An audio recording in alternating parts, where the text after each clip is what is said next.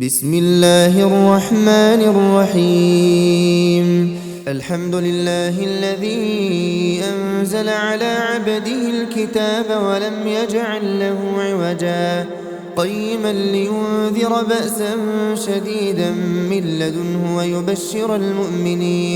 ويبشر المؤمنين الذين يعملون الصالحات أن لهم أجرا حسنا ماكثين فيه أبدا وينذر الذين قالوا اتخذ الله ولدا ما لهم به من علم ولا لآبائهم كبرت كلمة تخرج من أفواههم إن يقولون إلا كذبا فلعلك باخع نفسك على آثارهم إن لم يؤمنوا بهذا الحديث أسفا إنا جعلنا ما على الأرض زينة لها لنبلوهم أيهم أحسن عملا وإنا لجاعلون ما عليها صعيدا جرزا أم حسبت أن أصحاب الكهف والرقيم كانوا من آياتنا عجبا إذ أوى الفتية إلى الكهف فقالوا ربنا آتنا من لدنك رحمة وهيئ لنا من أمرنا رشدا فضربنا على آذانهم في الكهف سنين عددا ثم بعثناهم لنعلم أي الحزبين أحصى لما لبثوا أمدا نحن نقص عليك نبأهم بالحق إنهم فتية آمنوا بربهم وزدناهم هدى وربطنا على قلوبهم إذ قاموا فقالوا ربنا رب السماوات والأرض لن ندعو من دونه إلها لقد قلنا إذا شططا هؤلاء قومنا اتخذوا من دونه آلهة لولا يأتون عليهم بسلطان بين فمن أظلم ممن افترى على الله كذبا وإذ اعتزلتموهم وما يعبدون إلا الله فأووا إلى الكهف ينشر لكم ربكم من رحمته ويهيئ لكم من أمركم مرفقا وترى الشمس إذا طلعت تزاور عن كهفهم ذات اليمين وإذا غربت تقرضهم ذات الشمال وهم في فجوة منه ذلك من آيات الله من يهد الله فهو المهتد ومن يضلل فلن تجد له وليا مرشدا وتحسبهم أيقاظا وهم رقود ونقلبهم ذات اليمين وذات الشمال وكلبهم باسط ذراعيه بالوصيد لو اطلعت عليهم لوليت منهم فرارا ولملئت منهم رعبا وكذلك بعثناهم ليتساءلوا بينهم قال قائل منهم كم لبثتم قالوا لبثنا يوما أو بعض يوم قالوا ربكم أعلم بما لبثتم فابعثوا أحدكم بورقكم هذه إلى المدينة فلينظر أيها أزكى طعاما فليأتكم برزق منه وليتلطف ولا يشعرن بكم أحدا إنهم إن يظهروا عليكم يرجموكم أو يعيدوكم في ملتهم ولن تفلحوا إذا أبدا وكذلك أعثرنا عليهم ليعلموا أن وعد الله حق وأن الساعة لا ريب فيها إذ يتنازعون بينهم أمرهم فقالوا ابنوا عليهم بنيانا ربهم أعلم بهم قال الذين غلبوا على أمرهم لنتخذن عليهم مسجدا سيقولون ثلاثة رابعهم كلبهم ويقولون خمسة سادسهم كلبهم رجما بالغيب ويقولون سبعة وثامنهم كلبهم قل ربي أعلم بعدتهم ما يعلمهم إلا قليل فلا تمار فيهم إلا مراء ظاهرا ولا تستفت فيهم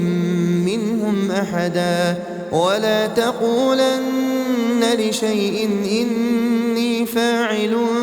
ذلك غدا إلا أن يشاء الله واذكر ربك إذا نسيت وقل عسى أن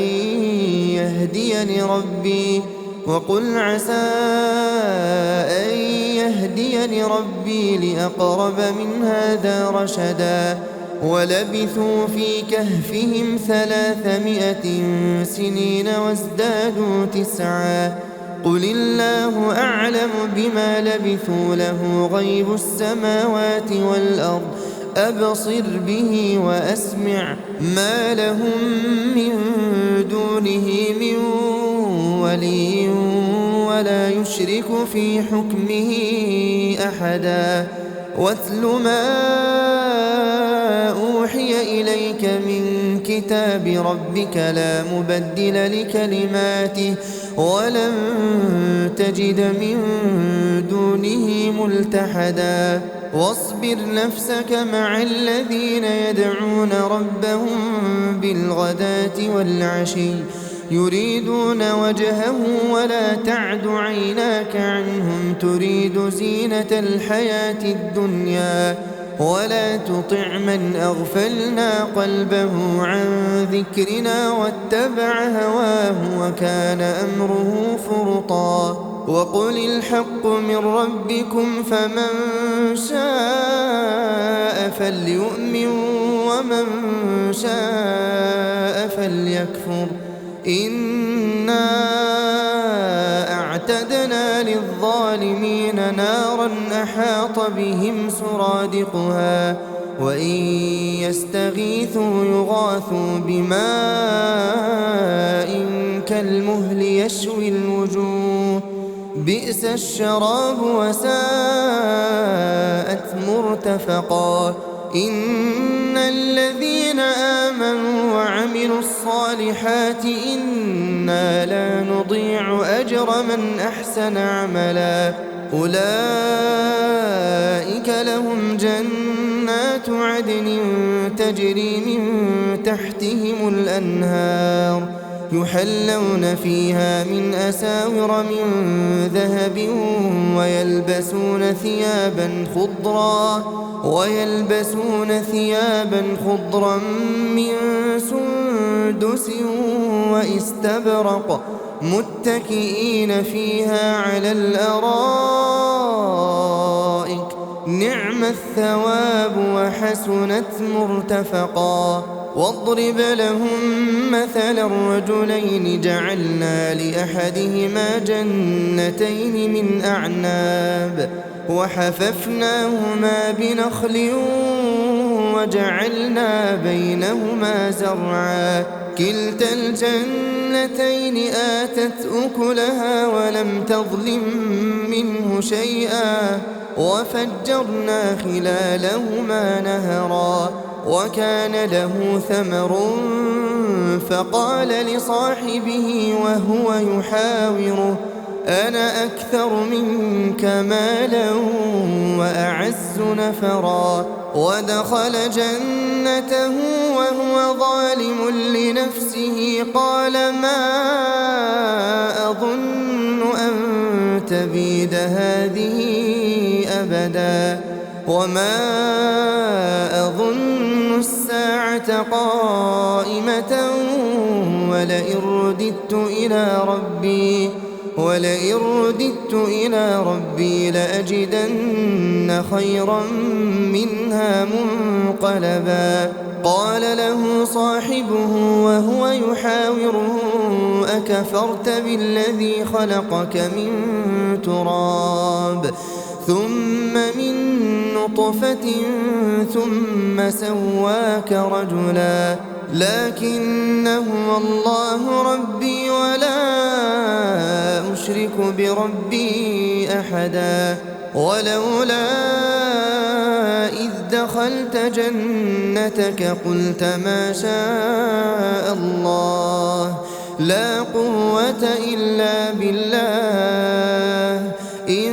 ترني أنا أقل منك مالا وولدا فعسى ربي أن يؤتيني خيرا من جنتك ويرسل عليها حسبانا من السماء فتصبح صعيدا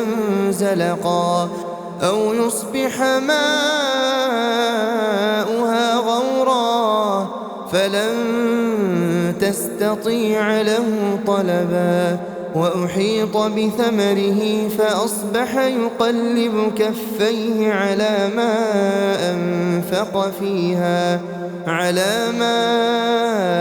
أنفق فيها وهي خاوية على عروشها ويقول يا ليتني لم أشرك بربي أحدا ولم تكن له فئة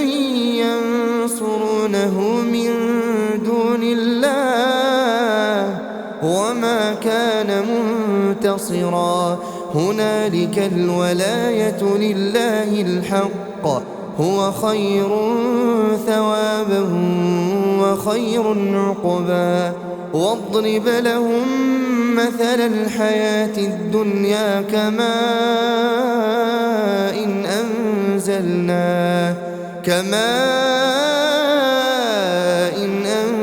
أنزلناه من السماء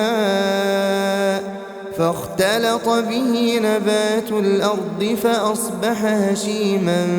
تذروه الرياح وكان الله على كل شيء مقتدرا المال والبنون زينة الحياة الدنيا والباقيات الصالحات خير عند ربك ثوابا وخير أملا ويوم نسير الجبال وترى الأرض بارزة وحشرناهم فلم نغادر منهم أحدا وعرضوا على ربك صفا لقد جئتمونا كما خلقناكم أول مرة بل زعمتم أن لن نجعل لكم موعدا ووضع الكتاب فترى المجرمين مشفقين مما فيه ويقولون يا ويلتنا ما لهذا الكتاب لا يغادر صغيرة ولا كبيرة إلا أحصاها ووجدوا ما عملوا حاضرا ولا يظلم ربك أحدا وإذ قلنا للملائكة اسجدوا لآدم فسجدوا إلا إبليس كان من الجن ففسق عن أمر ربه أفتتخذونه وذريته أولياء من دوني وهم لكم عدو بئس للظالمين بدلا ما أشهدتهم خلق السماوات والأرض ولا خلق أنفسهم وما كنت متخذ المضلين عضدا ويوم يقول نادوا شركائي الذين زعمتم فدعوهم فلم يستجيبوا لهم وجعلنا بينهم موبقا ورأى المجرمون النار فظنوا أنهم مواقعوها ولم يجدوا عنها مصرفا ولقد صرفنا في هذا القرآن للناس من كل مثل وكان الإنسان أكثر شيء جدلا وما منع الناس أن يؤمنوا إذ جاءهم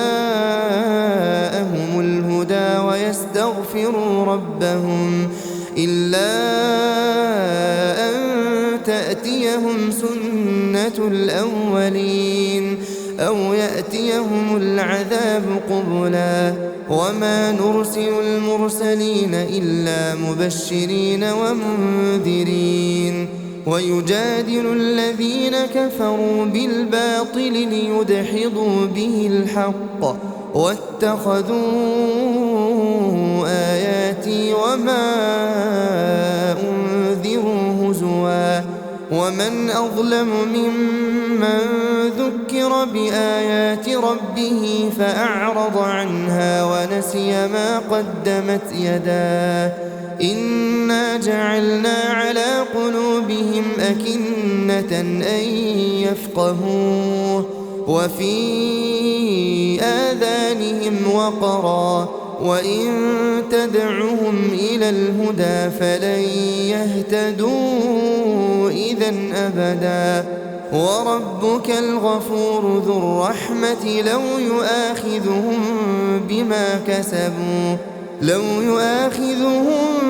بما كسبوا لعجل لهم العذاب بل لهم موعد لن يجدوا من دونه موئلا وتلك القرى أهلكناهم لما ظلموا وجعلنا لمهلكهم موعدا وإذ قال موسى لفتاه لا أبرح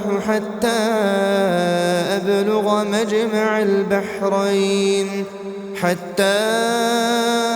أبلغ مجمع البحرين أو أمضي حقبا فلما بلغا مجمع بينهما نسيا حوتهما فاتخذ سبيله في البحر سربا فلما جاوزا قال لفتاه آتنا غداءنا لقد لقينا من سفرنا هذا نصبا قال أرأيت إذ أوينا إلى الصخرة فإني نسيت الحوت وما أنسانيه إلا الشيطان أن أذكره واتخذ سبيله في البحر عجبا قال ذلك ما كنا نبغي فارتدا على آثارهما قصصا فوجدا عبدا من عبادنا آتيناه رحمة من عندنا وعلمناه من لدنا علما قال له موسى هل أتبعك على أن تعلمني مما علمت رشدا قال إنك لن تستطيع معي صبرا وكيف تصبر على ما لم تحط به خبرا قال ستجدني إن شاء الله صابرا صابرا ولا أعصي لك أمرا. قال فإن اتبعتني فلا تسألني عن شيء حتى أحدث لك منه ذكرا. فانطلقا حتى إذا ركبا في السفينة خرقها قال أخرقتها لتغرق أهلها لقد جئت شيئا إمرا. قال ألم أقل إنك لن تستطيع معي صبرا. قال لا تؤاخذني بما نسيت ولا ترهقني من أمري عسرا. فانطلقا حتى إذا لقيا غلاما فقتله قال أقتلت نفسا زكية بغير نفس لقد جئت شيئا نكرا. قال ألم أقل لك إنك لن تستطيع معي صبرا. قال إن سألتك عن شيء بعدها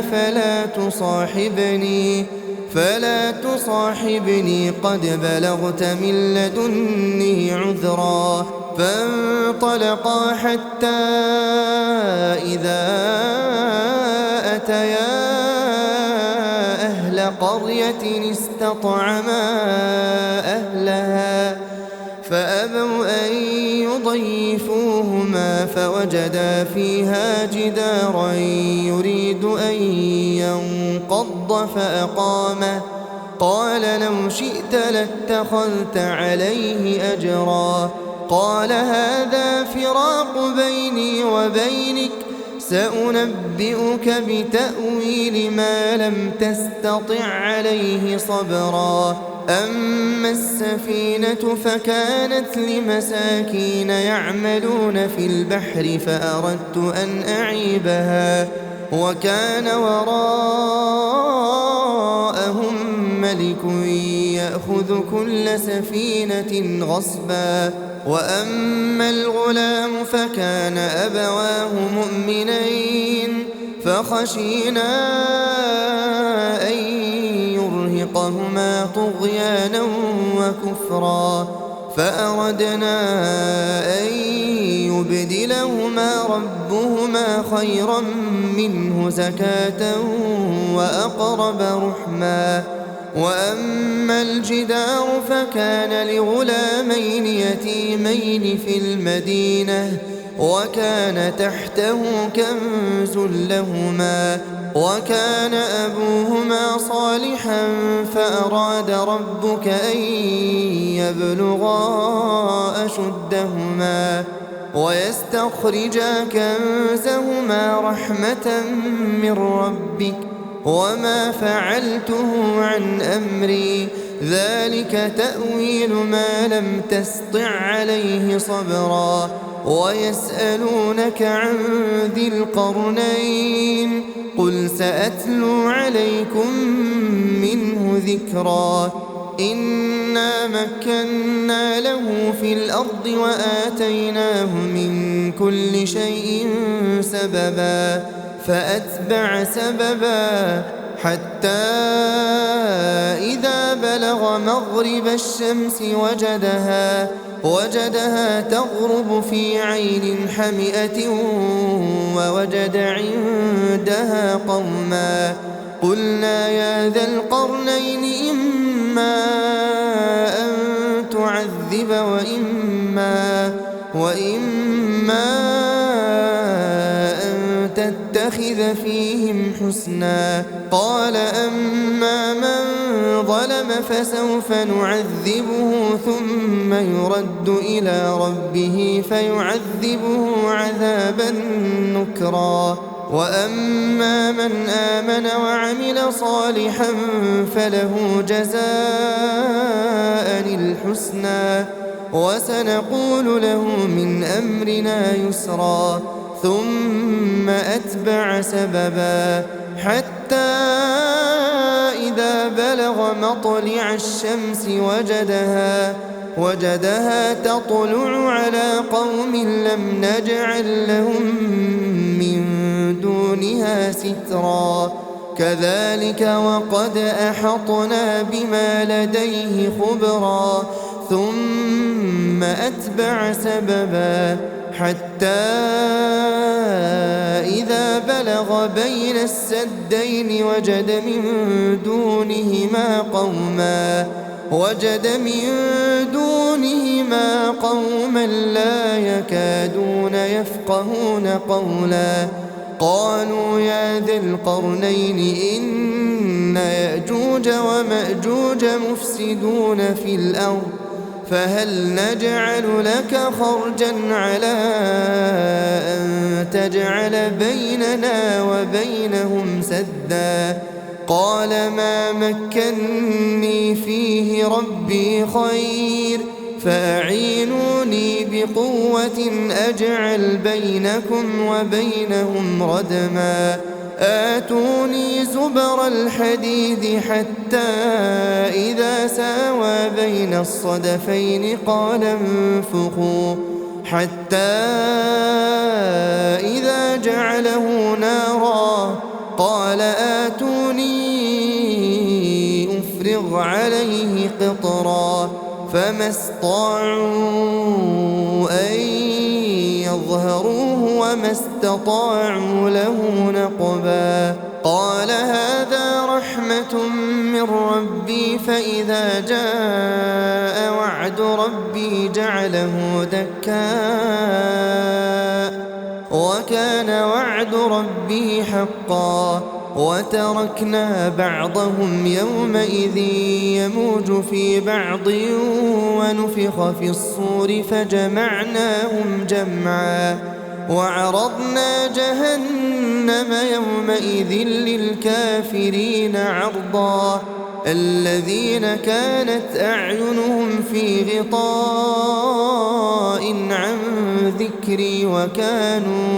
وكانوا لا يستطيعون سمعا أفحسب الذين كفروا أن يتخذوا عبادي من دوني أولياء إنا أعتدنا جهنم للكافرين نزلا قل هل ننبئكم بالأخسرين أعمالا الذين ضل سعيهم في الحياة الدنيا وهم يحسبون أنهم يحسنون صنعا أولئك الذين كفروا بآيات ربهم ولقائه فحبطت أعمالهم فلا نقيم لهم يوم القيامة وزنا ذلك جزاؤهم جهنم بما كفروا واتخذوا آياتي ورسلي هزوا إن الذين آمنوا وعملوا الصالحات كانت لهم جنات الفردوس نزلا خالدين فيها لا يبغون عنها حولا قل لو كان البحر مدادا لكلمات ربي لنفد البحر قبل أن تنفد كلمات ربي ولو جئنا بمثله مددا قل إنما أنا بشر مثلكم يوحى إلي أنما إلهكم إله واحد فمن كان يرجو لقاء ربه فليعمل عملا